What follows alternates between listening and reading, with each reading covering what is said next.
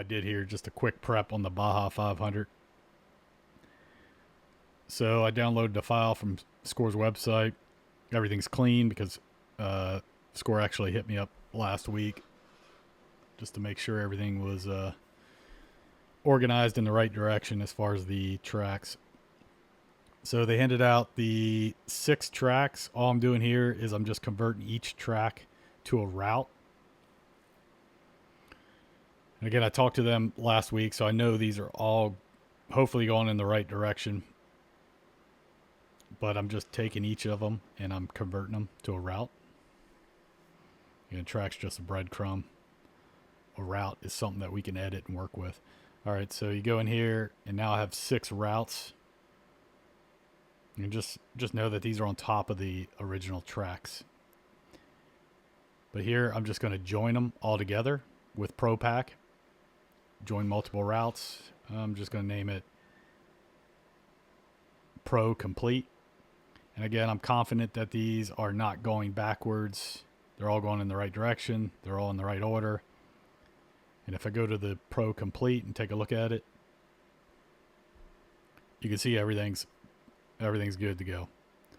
And then we put these little pins here where everything joined together, just to kind of as reference. After you do this, you can just go ahead and turn those back into dots, serpentines.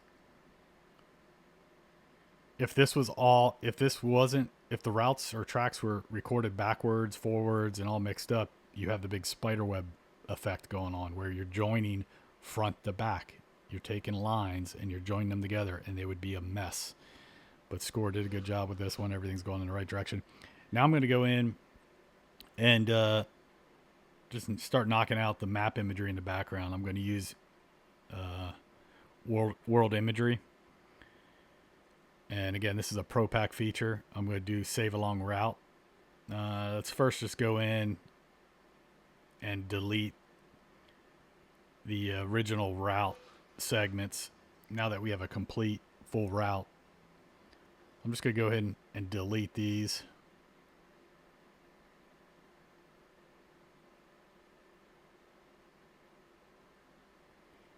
And then after those are all deleted, now all we have is the complete route for Pro.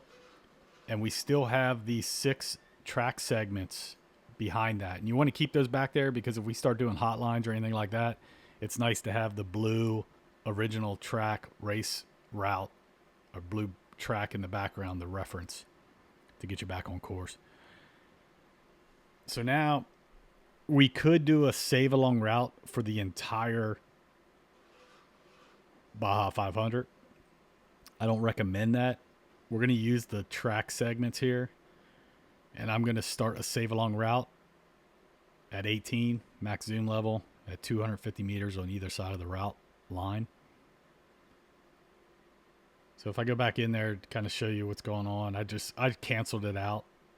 I'm not going to sit here and wait for it. If we go back over to the course, you can see it's taking it along the track segment, not the entire route. There was 2 cloud icons at the beginning there. I just happened to hit the right one for the track. But you can see it's saving the map imagery in the background right now using ProPack, a long route at 18 max zoom and 250 meters on either side of the route line. It's what I chose. Again, I'm going to stop this.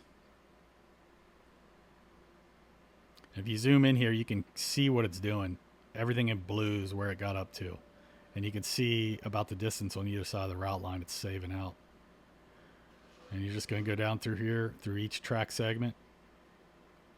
And don't get greedy with this. I think 250 is a good distance on either side. You'll still have a rough zoom in the blue of imagery to reference off of.